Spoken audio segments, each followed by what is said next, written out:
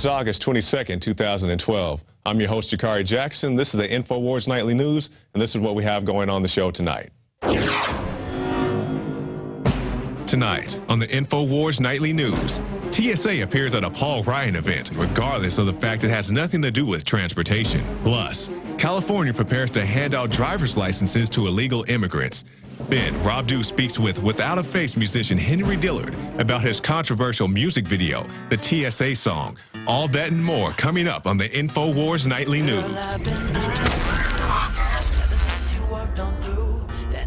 Body scanner, so I think that is my... Welcome back. Top story headline: the MF Global Magical Mystery Tour. This by James Hall of Infowars.com.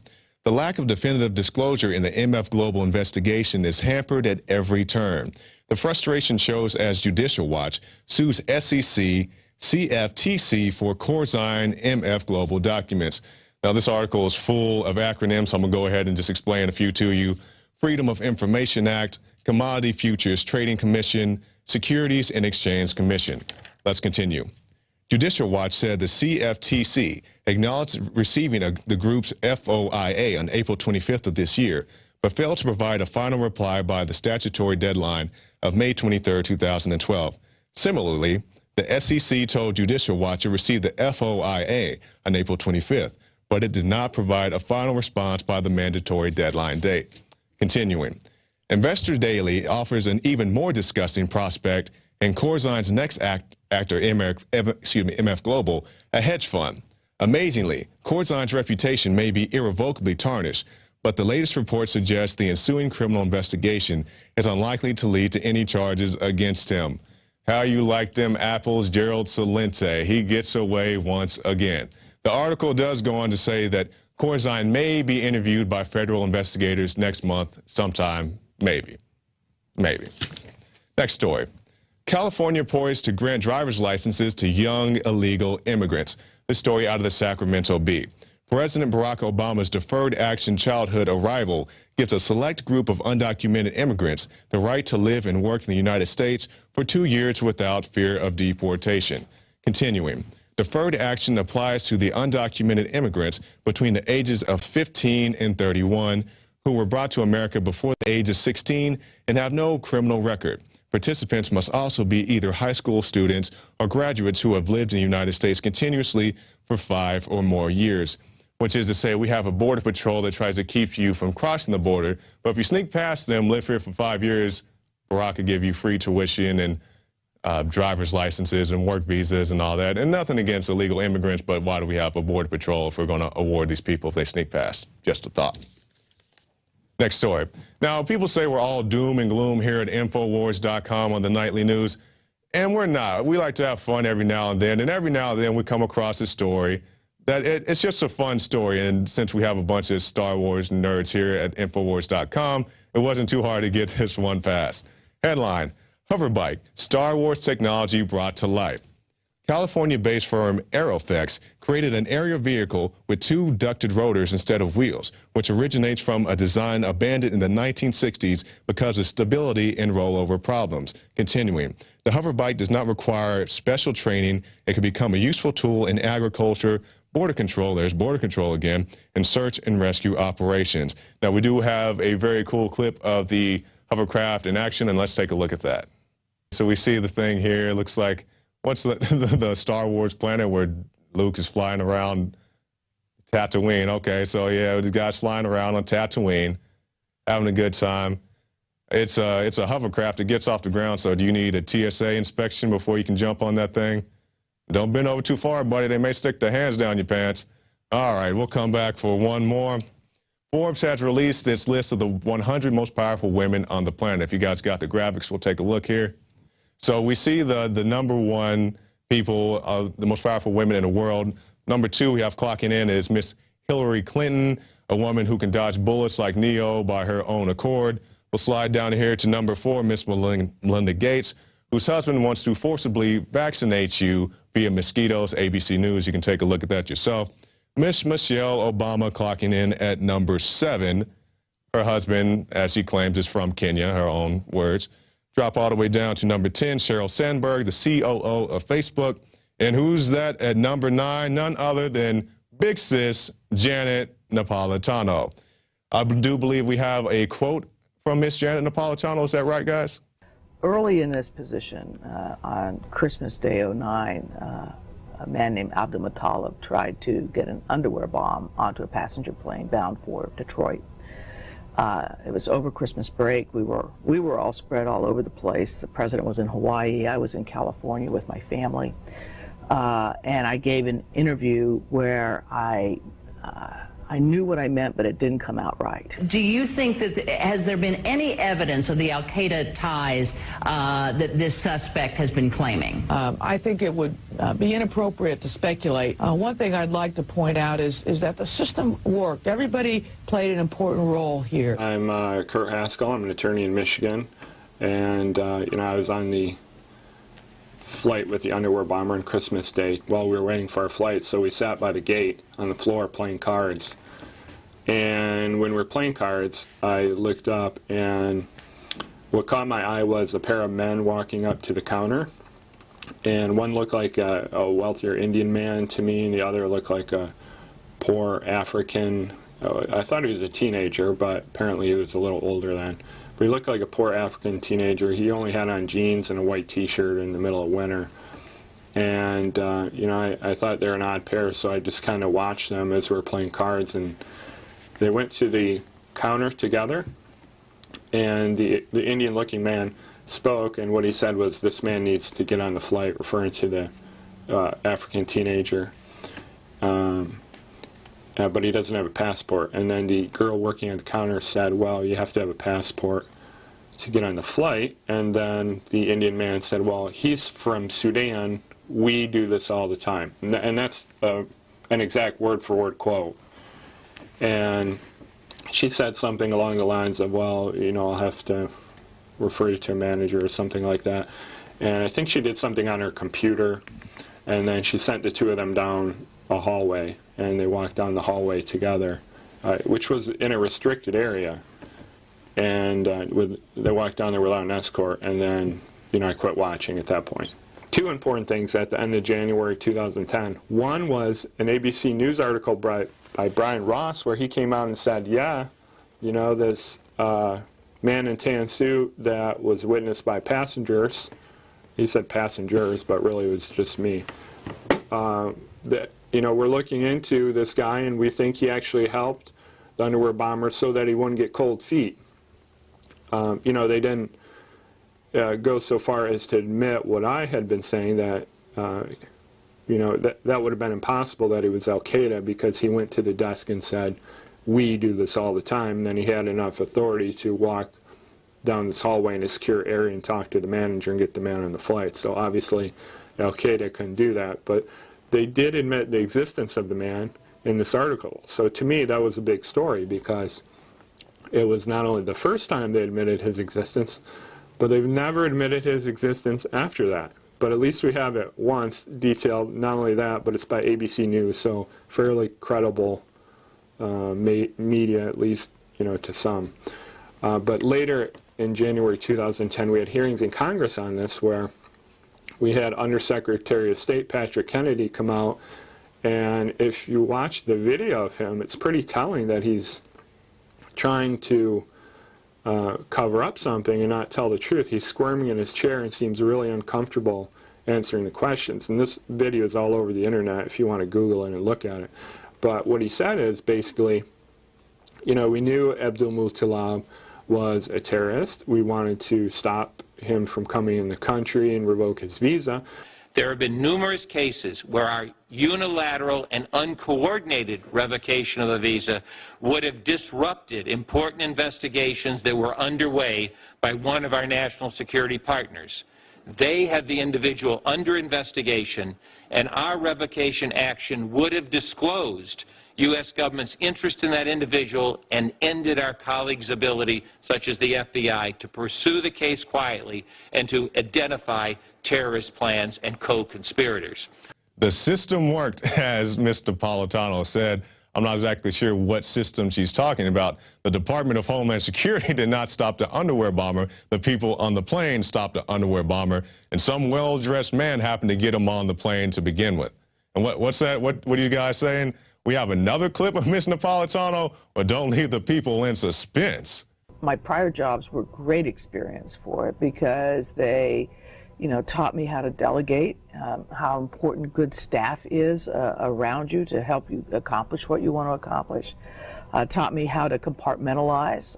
Taught me how to handle stress in a healthy way, so that I was prepared in that sense. But all right, and that brings us to our quote of the day.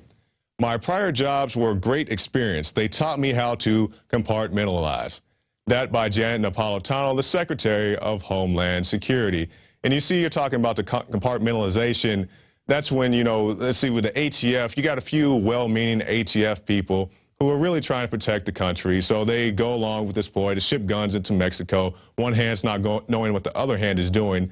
There were rockets and grenades. I'm not sure what Bass Pro Shop you shop at, but the one in Broken Arrow, Oklahoma does not sell explosives. So it wasn't just from pawn shops and mom and pop stores. So the people at the top of the ATF, your big wigs, your Eric Holders, your Janet Napolitanos know what's going on, but your other ATF agents, they're in their compartments, so they're not too sure. But anyway, that's it for this segment of the Infowars Nightly News. We're going to throw now to Paul Joseph Watson. Thanks, Jakari. Continuing here now with the news on Infowars Nightly News. Supporters fear Facebook Marine being disappeared. This is my story out of Infowars.com. Supporters of Brendan Raub, the man kidnapped by police and committed to a mental institution for his political posts on Facebook, fear the former Marine is being disappeared by the authorities after he was forcibly transferred to a psychiatric facility more than 3 hours away from his family and team of legal experts.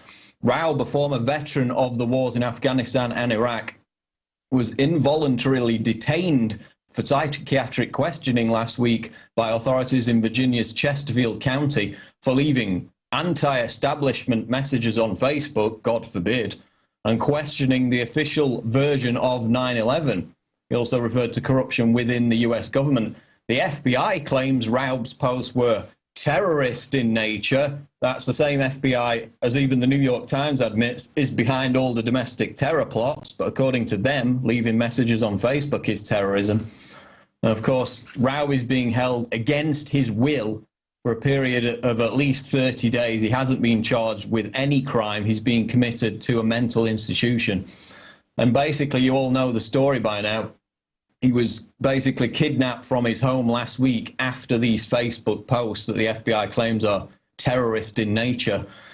And, were his comments incendiary? Well, some of them, yeah, without a doubt. But, I mean, I've seen much worse on an almost daily basis. I see posts and comments on Facebook that are direct threats to Obama every single day. But this guy's obviously being targeted for a reason. He's a veteran.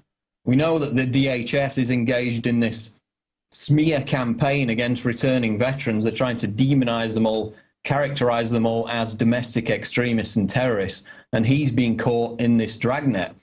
So he's been moved to a psychiatric facility 3 hours away from his family and legal team, opposite end of the county where this is supposed to be taking place. And the justice in the case dismissed efforts to stop this. There were lawyers from the Rutherford Institute that tried to stop him being transferred. The justice dismissed it. He's gone. People having trouble getting in contact with him now, which is the latest I read on Facebook. But we were actually contacted by a supporter of Raub who spoke with his brother and shared the following concern, which is in this article. Quote, "It would seem that in the government's infinite wisdom, especially in a time of obscenely massive deficits, that they are going to send him to a Veterans Administration medical center. That doesn't sound too bad now, does it? How about this then? The hospital that they're sending him to is not the one 8 miles away from his home in Richmond, but it's instead on the other side of the Commonwealth of Virginia in Roanoke. One question, why? This makes absolutely no sense when you consider that since he was arrested or committed in Chesterfield, that this is the court of record and the court that is supposed to hear his case at every motion and hearing. Why are they trying to take him so far away from his home? It's almost like they're trying to make him disappear. Oh no, not our benevolent nanny state government, never.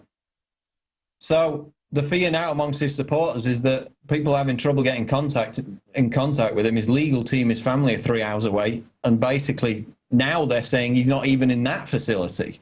So God knows where they've taken him. But again, the whole story is about this lurch towards the Sovietization of America, because as we know, historically, of course, under the Soviet system of Psy-Kushkas, these political dissidents were labeled mentally ill, they were kidnapped, they were incarcerated in psychiatric prisons, and the primary purpose of why that was done, of course, was, one, to isolate dissidents from the other, political activists, but also to denigrate their ideas. It was to communicate with the rest of the population that criticism of the state will not be tolerated, and that it's a mental illness to even suggest that the official story behind everything isn't the case. And this is precisely what's happening to Brendan Rao.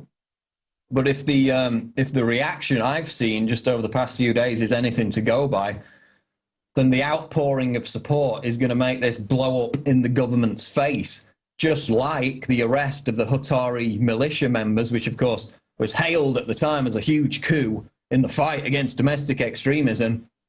A few months later, of course, the feds had to skulk off with their tails between their legs because they were all acquitted. They'd committed no crime. There were a few minor firearms offences, but the whole plot to kill police officers and start a domestic revolution, violent revolution, completely collapsed, government egg on its face, and they just keep walking into these same situations again and again.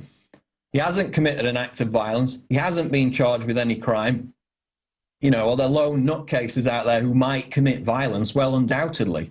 But who's been provocateuring, nurturing every major domestic terror plot in the United States over the last 10 years, as even the New York Times now admits? Well, it's the FBI.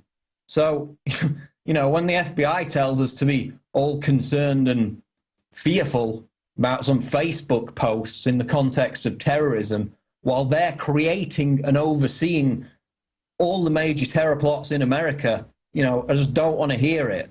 It's ridiculous. So more updates on the Brendan Raub story, if we get them. Now, he seems to have been disappeared.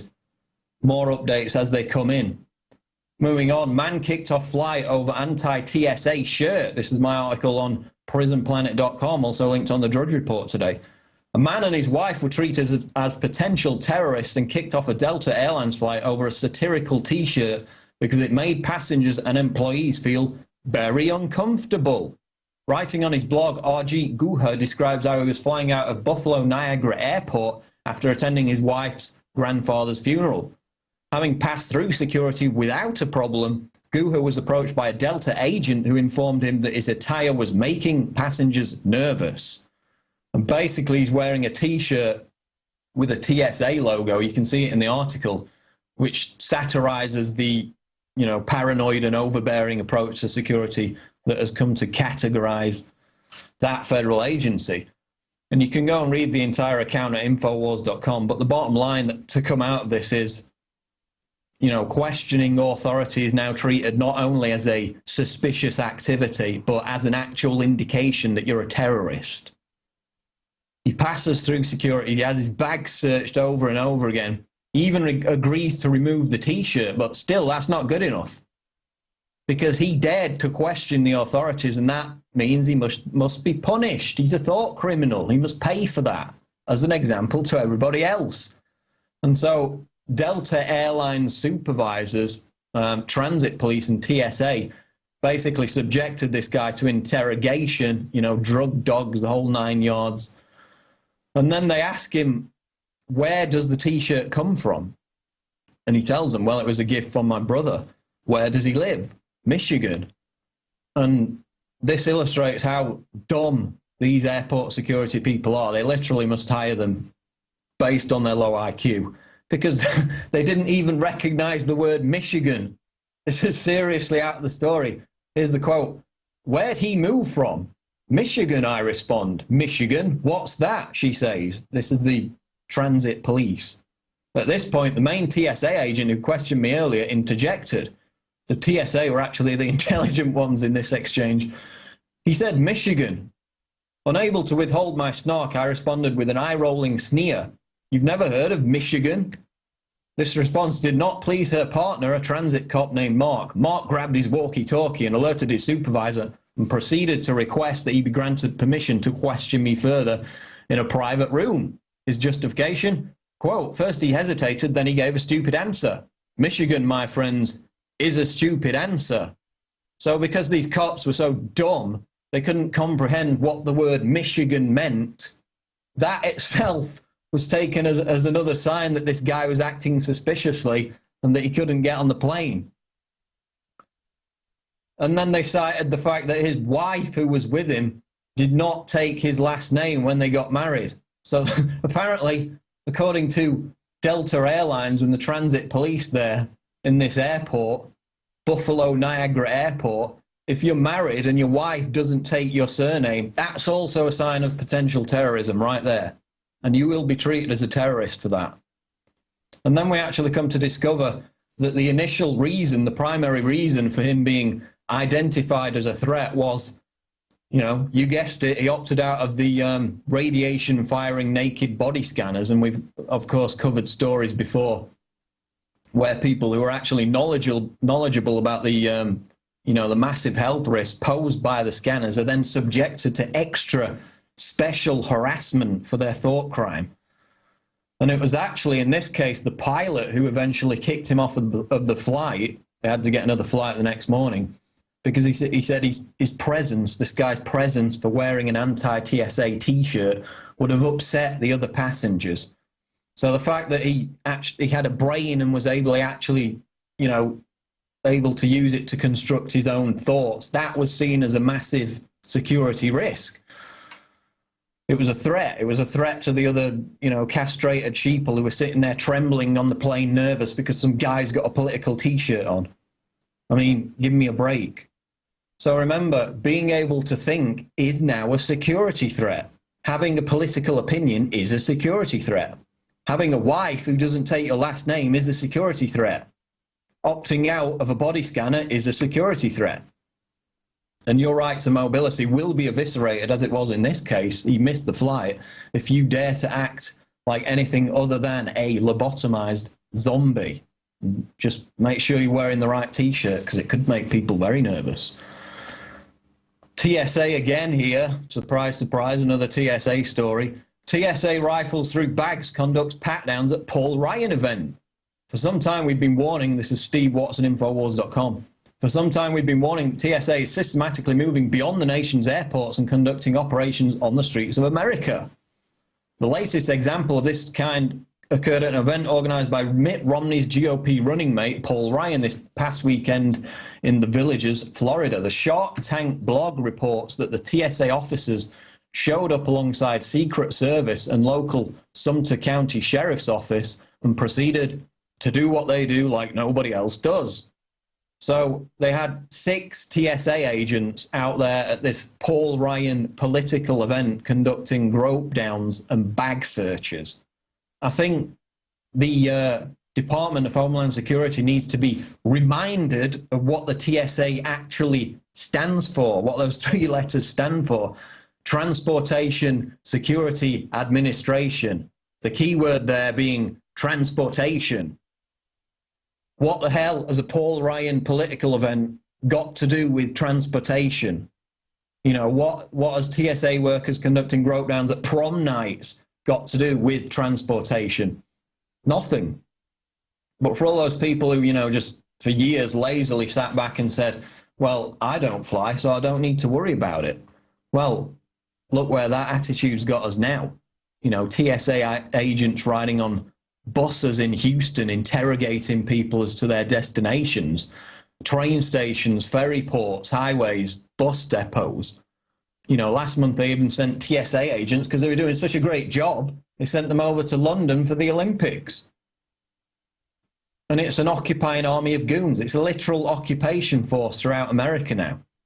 In Nazi Germany, these kind of people wore brown shirts, but, you know, for the TSA, the colour of tyranny is blue.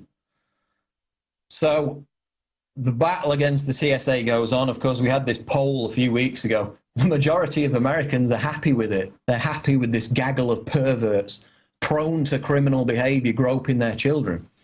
So there's a lot of morons, there's a lot of zombies that need to be kicked out of their slumber.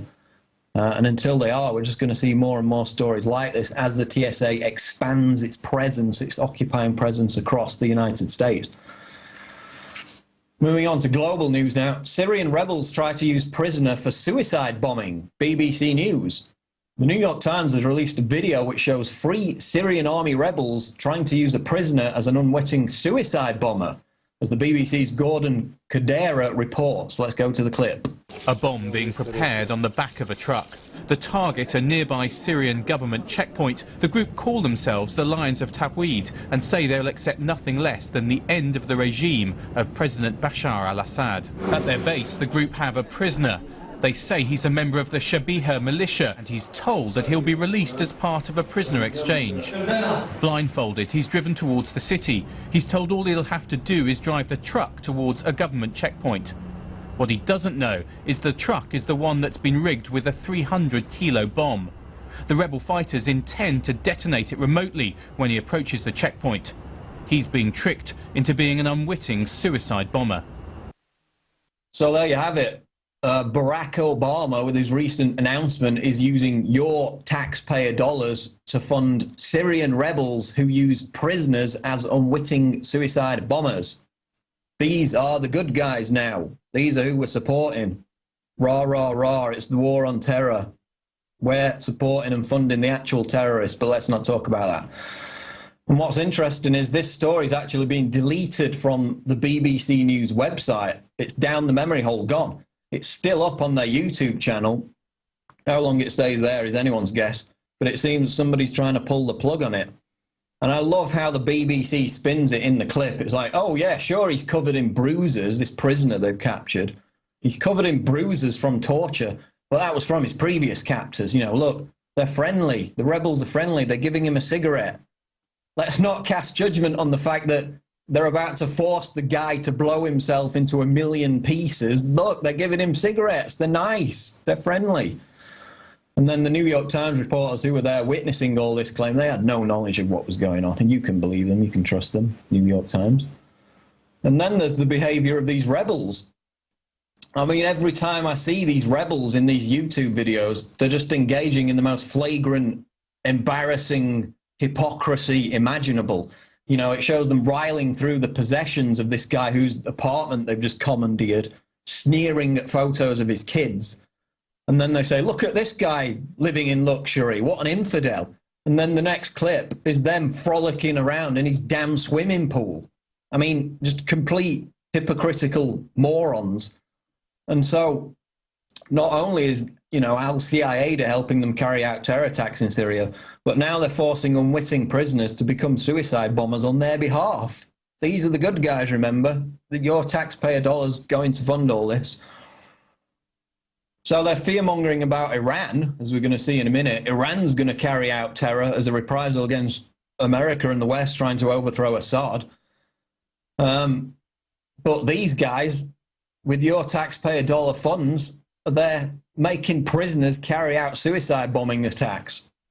And I guess it's fortunate that, you know, these rebels have proven themselves to be all but actually useless and pathetic in fighting the actual war.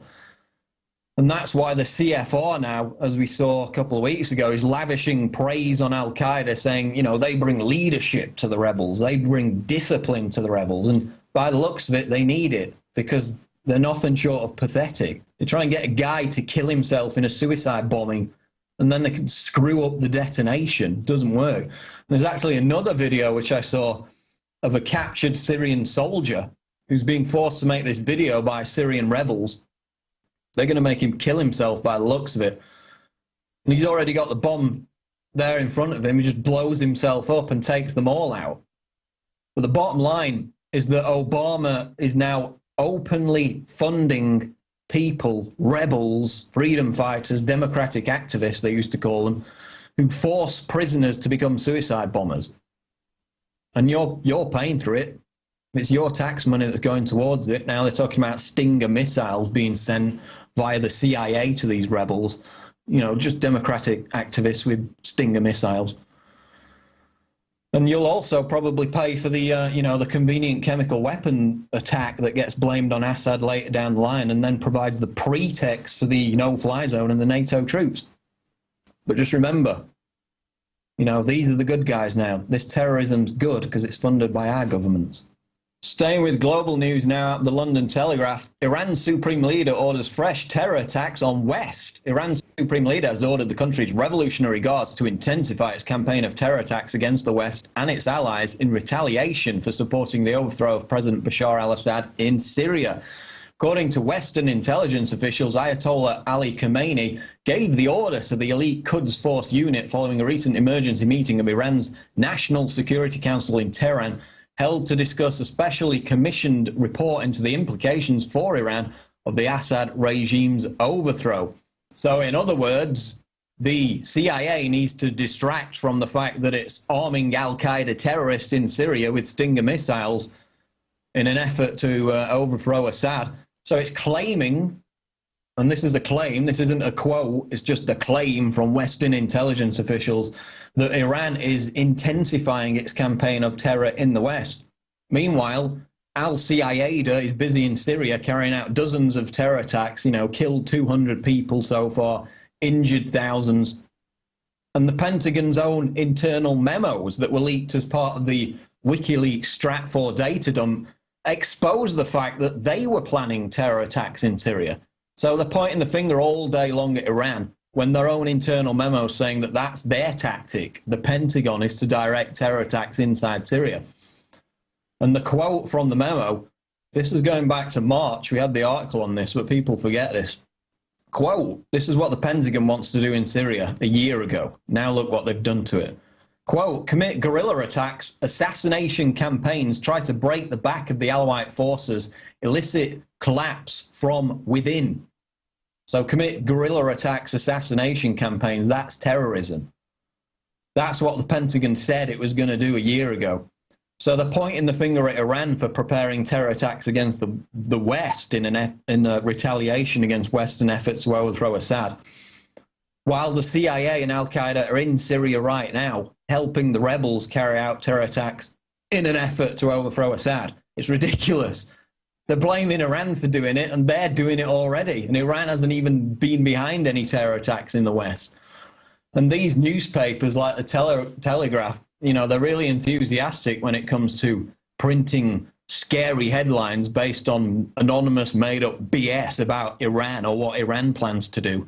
But they seem a little less eager to report on the admitted al-Qaeda terrorists that were airlifted into Syria by NATO, which are already, as we've documented, as Rand Corporation, the CFR, the Guardian newspaper, and everybody else admits, are already carrying out terror attacks inside Syria. So again, the height of hypocrisy in pointing the finger at Iran for behavior that's already happening under the auspices of the Syrian rebels and that was planned by the Pentagon over a year ago in their own memos where they said they would carry out terror attacks. Very rich indeed. Moving on, Monsanto shells out $4.2 million to sabotage California GMO labeling initiative. This is Ethan A. Huff out of Natural News. California has the unique opportunity to be the first state in the union to require that genetically modified organisms, GMOs, be properly identified and labeled on most food items. The Monsanto company, one of the biggest purveyors of GMOs, and several other factory food and agriculture corporations are trying to sabotage this effort by contributing millions of dollars to defeat a ballot proposition that would require mandatory GMO labeling. If passed, Proposition 37, known as the California Right to Know Genetically Engineered Food Act, will require that all foods made with or containing GMOs, including both raw and processed foods, be labeled as such when sold at the retail level. Products made with or containing GMOs will also be prohibited from being marketed and sold as natural, a highly deceptive practice that has become quite common today. So Prop 37 is basically the straw that's going to break the camel's back on this GMO stranglehold. Once California goes, if they pass this, so goes the rest of the nation. And remember, you know, every single country in the EU and even the likes of Russia and China are forced by law to label GMO food as exactly that, but not in America or Canada. Is it a surprise, therefore, that, you know, obesity levels are going through the roof in those countries? So as Monsanto is kicked out of European countries, they're desperately trying to cling on to this monopoly in the United States and Canada by funding to the tune of millions of dollars lobbyists to try and shoot down this Prop 37 initiative.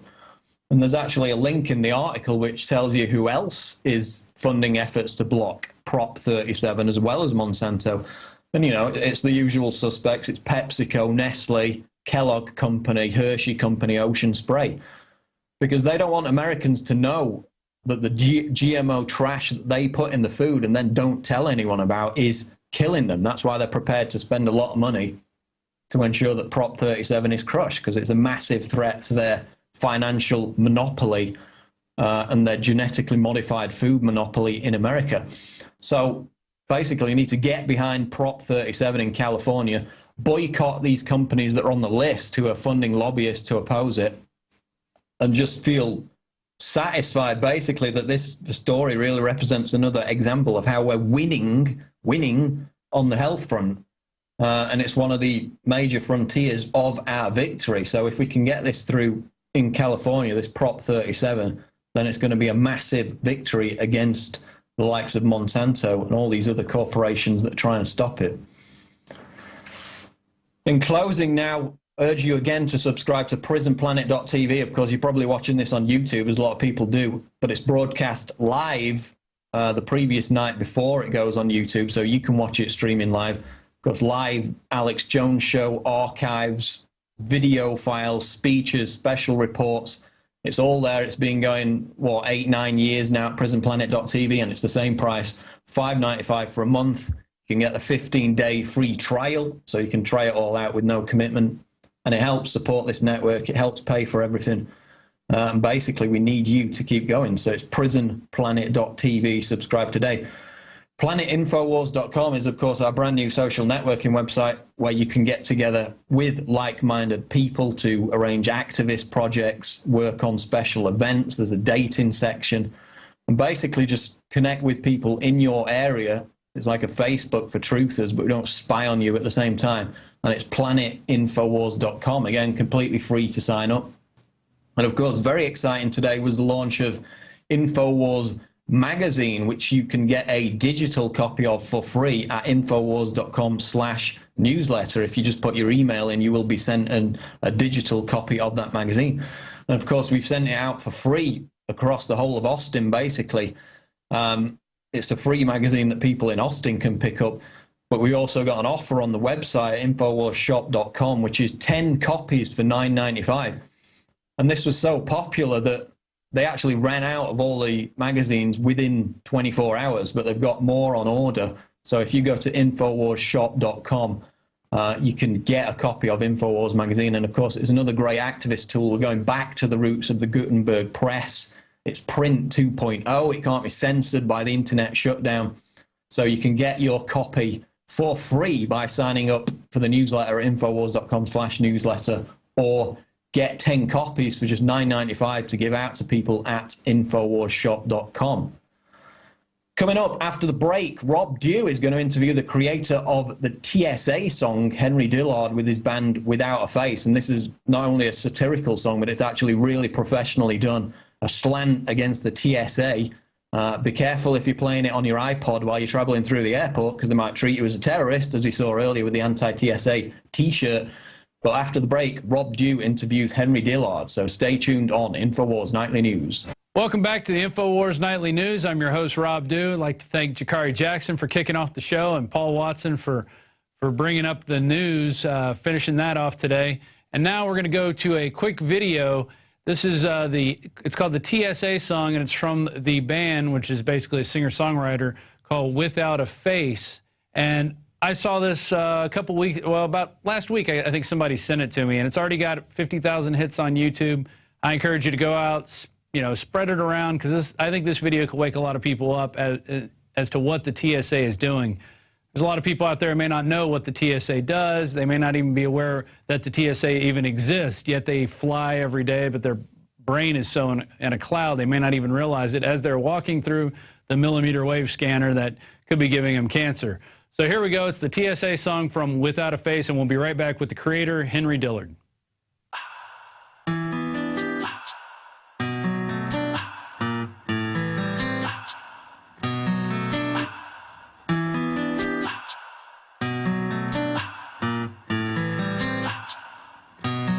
Girl, I've been eyeing you ever since you walked on through that naked body scanner, so I think that is my cue to take it to the side. Yes, I know you're a single mom, but shawty, you suspicious cause your body is the bomb. So now that I got you at my airport, I'm gonna show you just exactly what TSA stands for.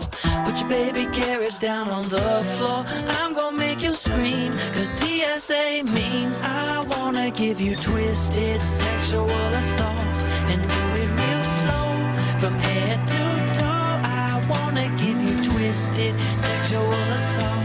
It's part of my job, so it ain't my fault. I wanna give you twisted sexual assault, and I'ma bring my appetite and give you a bite. I wanna give you twisted sexual assault. The nation ain't safe until you get raped. Real, I think that your grandpa's boobs might have hidden nukes, and I'ma touch his junk and leave him feeling used.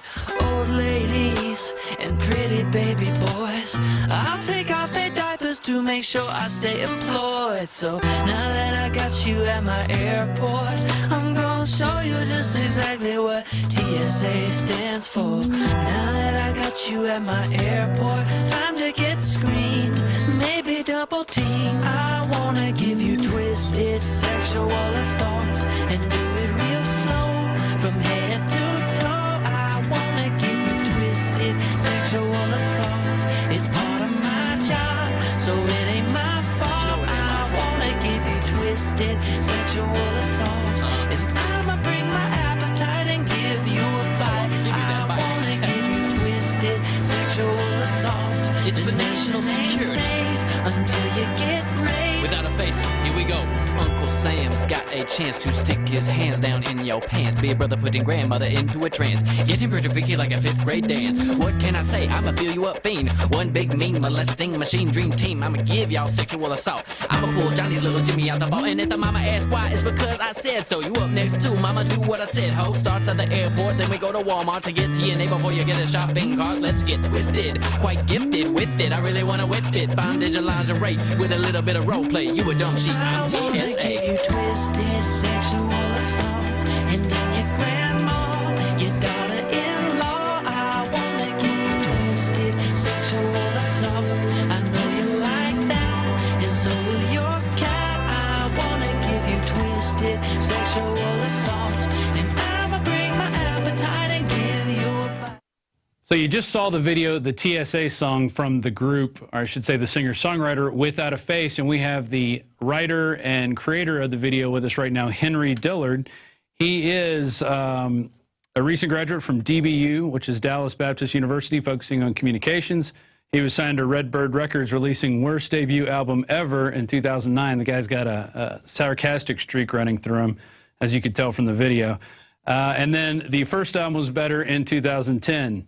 He parted ways with Redbird in 2011 and released a 5-song EP, which includes the TSA song, which you just saw just a second ago, or at least most of it. You can catch the rest of it at youtube.com/WAFTV. And Henry has been featured in MTV, Sports Illustrated, Rock for Life, Houston Chronicle, and Houston Press, among other publications. And he's here now. Henry, how's it going? It's going all right. How are you? I'm doing great. I really enjoyed your video. Someone sent it to us, I think last week, and I said, we got to get this guy on and let him tell his story, because you really, I think sarcasm is one of the keys to helping defeat the New World Order, because it helps wake up a lot of people who might not be receptive to the information. So tell us about the TSA song. I would agree with your statement. All right. Well, long story short, I recorded the TSA song late July, And we had decided, me and the producer Mike Thompson, we thought, oh, this really needs a professional music video. And so I met with Eric Webb, the director, and we decided, let's raise money for this professional music video through Kickstarter. And so our goal was $5,000, and we raised a little over $6,300. We went a little over budget too, so we ended up spending close to $7,000 on this music video, and it is thanks to a lot of the people who backed it. There was about 96 backers total, if I remember correctly, for this video. And let me ask you this: with the TSA, you know, we've been railing against them for a long time. We really ramped it up about a year and a half, 2 years ago, when we had one of our own employees here actually had the TSA strip search her children as she was flying to the airport. So tell us about some of your TSA horror stories, if you have any, or what have you heard about the TSA? Well, I suppose that I'm the type of person where if someone is getting picked on, I want to speak up for that person. I want to defend them. And so the idea of Americans just having their genitalia felt up in the name of national security just seems really illogical. And if you think about it, if someone is a terrorist and they want to take lots of lives, and if the threat of terrorism is really imminent, then we should do a better job of protecting our national borders. But no, for some reason we need TSA at the airports, when really if terrorism was that big of a threat, I would imagine terrorists would be attacking sporting events, which of course, I think that's the ultimate goal for TSA, is to eventually, you know, have security checkpoints every 15 miles. They're already rolling them out to train stations, I think at a few Walmarts and stuff like that. So I think that this is an ensuing police state unless people wake up and try to do something about it. I agree. And we actually covered a story today earlier with the TSA were at a Paul Ryan event, and they were there. I mean, nothing to do with transportation at all. And that's the first word in their name, Transportation Security Administration. And they're at a public, a public campaign event, and searching people, going through their bags, just basically being there to cause a nuisance, to set the standard of, hey, we're going to have these guys everywhere. Anywhere we think we should put them, anywhere, you know, we can rifle through your belongings and touch you, we're going to do it. And I saw a couple pictures. There was only 2 men. You know, what were they doing? Were they feeling up the women as they were going? I mean, it's just crazy. Your comments on that? It's just unacceptable. It's very un-American. It's ironic that in us complaining about how our civil liberties are being undermined, we are considered un-American. I was actually talking to someone who's running for Iowa Senate. His name is Will Johnson. He was talking to me about, you know, the Republican National Convention. He's going to be a delegate there. And he was telling me about all these stipulations and I don't know, rules basically, where, you know, you would have to endorse Romney, or if you wanted this specific app that told you about these shuttles that take the delegates back and forth around the National Convention, you have to get this app. But in the terms and conditions for the app, they have a stipulation where they are supposed to, you are supposed to allow them to listen to what you are saying, and they're able to tap into whatever pictures you're taking or video you're taking. And Will Johnson was saying he suspects that basically they want to make sure that you're endorsing Romney, and if you're not, then they're going to do something about it, basically. That's pretty big news. That's big news, yeah, that the Republican National Convention is now employing spy devices or spy programs to go through your telephone, which we already know the NSA is hooked up to, and they're recording everything we do anyway.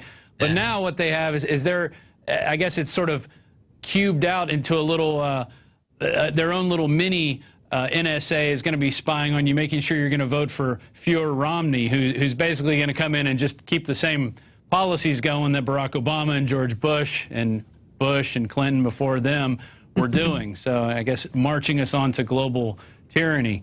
Hey, let's move into your video. It's got a lot of great imagery. We've been showing it while we're doing our interview here, and excellent. You know, you've got that your millimeter wave scanner booth built, and the dancers, and you know the bearded guy. I mean, it's just what did you guys just sit and brainstorm all this, all the different events, you and the director, or how'd you come up with all these ideas? We did brainstorm. It was me, the director Eric Webb, and a few of the key members of the crew who were in charge of seeing the production through, you know, and we were just sitting there trying to think of ideas. We shot a whole ton of footage. I might be able to recut a few new edits. I'm thinking about doing a family-friendlier edit. I'm thinking about doing an edit that includes some neglected footage, like there was shots of me as a TSA agent going through people's stuff. There was some shots of actually the passengers giving me a taste of my own medicine. Like in that music video, you can see me harassing a blind man and his seeing eye man. We actually had shot footage of the blind man beginning to fill me up to see, you know, who is this guy that's touching me, you know, and so yeah, it was a long drawn out process in thinking of all of these different ideas and scenarios that would occur at the airport, and then trying to sculpt it down into this cohesive, entertaining music video, which I think thankfully we accomplished. Yeah, I mean, you've got over 50,000 hits right now. Hopefully us showing your video now will get more people to go there and spread it around their email list. Because really, I mean, I kind of look at your video as sort of like a gateway drug to people who've never heard of the TSA or watched any of this stuff. Now they're like, wow, what is this? Why is this guy making this crazy video acting like he's a sex fiend, feeling people up? What is all this about? Well, if people don't travel, or if they haven't been in that situation yet, they really don't know. But I mean, TSA is on record of going in, ripping out people's colostomy bags, you know, feeling up old ladies, making them strip, dropping people's pants in front of everybody. I mean, really demeaning, horrible stuff, which you really illustrate in your video. And I think it's just, it's works like these that need to be seen, because that's how we're going to wake more people up, by just creating, you know, this type of sarcastic, in-your-face art that really, you know, wakes up the masses. I mean, what are your comments on that? I would completely agree with that. Basically, it's just like I can remember running into someone a couple months ago, and they had no idea what TSA was, and I'm thinking to myself, you know, I was not trying to condescend to them whatsoever, so I held back a few of my thoughts, but I thought, man, I mean, if you don't know what TSA is, then you may have not heard about the Patriot Act or the National Defensive Authorization Act. You may be ignorant to a lot of things where it seems like they're gearing up for the clamps to come down. They've basically legalized lawlessness, and it's only a matter of time before they might start enforcing their lawlessness and start shooting off more people to these military detention centers. And then I know that I think his name is pronounced Anwar al-Awlaki. I mean, he was assassinated. He was a U.S. citizen assassinated without due process. And it seems like nobody bats an eye to this kind of stuff. But you know, the logic behind assassinating him was, oh, he's a terrorist with possible future bad intentions, so we should kill him now. Well, I mean, if you follow that logic, anyone is capable of doing something bad. So why not just start arresting people if you suspect they might do something terrible in the future? You know? Sure. But in 2001, he wasn't scary enough to invite to the Pentagon for a dinner with a bunch of Joint Chiefs of Staff and a bunch of Army generals. That was okay because, you know, he was on our side at that point. But now he's a bad guy. All of a sudden, he becomes #2 in Al-Qaeda. And then we use that to basically, I think he was just a test case to see, hey, can we kill an American citizen? And they killed his son, too. They killed 2 American citizens with that drone attack. Yeah. Right. And can we do that? And will the American people even care? Will they even get up in arms? Will they do anything about it? And, you know, we railed about it, but we didn't hit that mass exodus of people basically going after, you know, the government at this point, because I think they, you know, they believe the hype. They believe that this guy is a terrorist when, you know, a lot of people don't know. He was having dinner at the Pentagon right after 9/11. So what does that say? One, for our national security, and 2, what's it say for the people we're calling terrorists, you know? Well, I mean, you've hit the nail on the head, and in a way, ironically, it almost gives credence to the globalist cause, because you have so many more people. I mean, there's millions of people like us who are awake to what's going on, and it's important to not try to condescend to those who have not woken up yet, because a lot of people are just too busy. You know, they work all day, they come home, they don't want to hear about how things are going, especially if they're going worse, especially in the event they had a bad day or they hate their job, you know. I think that basically, if you want public outrage, if you really want millions of more people to join in on this liberty movement, is essentially what it is, you're going to have to get the president to sign an executive order that cancels the Super Bowl. And after he does that, a lot of people will be outraged, and maybe something good could come of it. You say, hey, well, you're mad about the Super Bowl. What about the fact that he thinks if he suspects you're a terrorist, he can just throw you in a military detention center? Right, right. And feeling people up and having Army all around the Super Bowl wasn't enough to wake people up. Like, that's not enough. It's just like they have to be hit over the head with a 2x4 to really get it. And it's disappointing.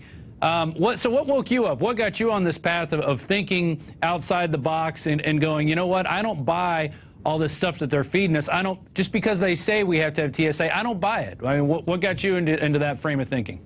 Right. Well, not to kiss up to Infowars, but it was the 2008 election when I began to become politically conscious. I started researching President Obama, or he was running for president then, and I started researching Senator John McCain, and I started looking at a lot of their policies, and I was already familiar with Bush Jr.'s policies, and I thought, you know, these two guys, they actually converge on a lot key issues, you know, with the war on terrorism and the war on drugs. I mean, those two quote-unquote wars essentially contribute to the national deficit significantly, I think. And it was then that I began to follow some rabbit trails, and I started reading about legislation that was passed and stuff like this, and then I started watching some videos that were on the internet, and eventually I got on to some Infowars produced videos. There was one concerning 9/11, there was the Obama deception, and then I saw Aaron Russo's documentary. The title of his documentary escapes me, but it was about the IRS. Freedom to Fascism. Freedom to Fascism, yeah. There you go. And so it was then in 2008 that I began to see all these hints of, I guess you would call it an infantile state of tyranny, which if you look at it, they were doing baby steps since 1913 towards tyranny, but it was after 9/11 that things exponentially began to speed up, I think. Right. I totally agree with that. And it's been going on long before 1913. That's just when they finally got their beachhead, essentially. They were able to invade and establish a foothold, and from there, they've just been spreading like a cancer the globalist cause of making everybody work for them, and while they sit around and just soak up the sweat off our backs. Are you working on any new videos or new music that is politically conscious? What's in the future for you? Yeah, it's surprising that I'm coming on to your show at this juncture, because I'm actually working on an album. I intend for it to be titled The American Scheme, and it has a lot to do with what has been going on and where I think things are going and how things are right now. They're all, I like to think of them more as humanitarian songs, but they would probably be interpreted as socio-political songs. You know, it has a lot to do with the eroding of our civil liberties. There's some anti-war stuff there. It would probably be taken as pretty dark, and it's definitely lyrically a lot more serious. So I'm very interested in seeing how that's received. But as far as video ideas, I do have a few video ideas. There's one that involves an animation where it looks more like a storybook. It's kind of like, that's my anti-war song. It's called The Earthlings. And what it has to do with really is I didn't want to be overt with an anti-war message, because I felt like that was too cliche. So really what happens is these two Earthlings visit some Martians up on Mars, and the Martians have never had a war before, and the Earthlings are asking them, you know, show us your military might, you know, what do you got? And they're just dismayed that the Martians live in peace. And so that's kind of what that song is about. And then another song, I'll try to be real quick about it, is called Like a President. That's a song more about unrequited love, but what it does is it alludes to how the president is not really the one with the power. It goes, I feel as empty as a campaign promise, lurking around the corners of your rib cage, lonely as a man who's honest. You know, there ain't a lot of people like that these days. I feel so puppeted and pushed around, so irrelevant, you make me feel like a president. That's the chorus. And so the video idea I have for it right now is basically just I'm rocking out with a band, and the other band members are wearing presidential masks, and maybe we're doing some un-American things like burning the Constitution or the American flag. So those are the ideas I have for right now. Oh, well, it sounds very interesting. And if people want to learn more, they can go to WAFmusic.com, which stands for withoutaface.com. We're here right now with the singer-songwriter, actually the brainchild of Without a Face, Henry Dillard, who basically, you know, with $7,000 produced a pretty cool looking video, and I think is going to wake a lot of people up, and hopefully people can get it out there. It's youtube.com/WAFTV, and it's known as the TSA Song, and the chorus is I want to give you twisted sexual assault, which is what they do to us every day. Millions of people get pawed on, get groped down, have their personal belongings messed with, sometimes even stolen, and have their dignity taken away. And it's a shame that we have to do that in the so-called land of the free. Yeah, it's not the land of the free anymore. Hasn't been for a while. I totally agree. Well, we appreciate you coming on, appreciate you making the video, and, you know, you've got my email. Send me anything new that you make, especially with the political edge, and we'll see about getting it out there for you. Excellent. Thank you again so much for having me on the show. I hope this adds some gasoline to the video. Excellent. Excellent. So do we. All right. That was Henry Dillard of Without a Face. And we need more people making more art out there that has a political message to it. And it doesn't have to be serious. It could be sarcastic, because sarcasm, you know, we've done a lot of sarcasm here. You saw Alex dress up as Cobra Commander before. You've seen him interview himself as Don the John Corzine. You know, because that's the kind of stuff that's going to wake up those people who are on the periphery. Like, they know something's wrong, but they might not totally get the full picture until they see something like this, and it'll make them go investigate. It'll make people type in TSA abuses. And you never know. I mean, that's what leads people down the rabbit hole, and that could be the next, you know, you never know. You could wake up the next founder of a We Are Change type organization, you know, like what Alex did with Luke Radowski. So just think about that when you're out there. Spread this video around. Let's wake some more people up. Spread this video around as we come to the end of our show today. And I'd like to thank Jakari Jackson for kicking off the news. He's really fitting in good. Paul Joseph Watson for kind of filling in the middle there from England, and then I closed it out. So without further ado, it's the end of our show today. We'll be back tomorrow. Alex will be doing the news, and he'll be sitting here with Dan Badandi. Bionic Dan will be here in studio. He'll be asking some questions about him. And Dan's got a lot of great videos on his YouTube site, and that you can check out, and they'll talk about it tomorrow. Dan's always out there confronting the police and confronting tyranny, you know, armed with a camera and his Constitution. So with that, I'm Rob Dew signing off. It's Infowars Nightly News.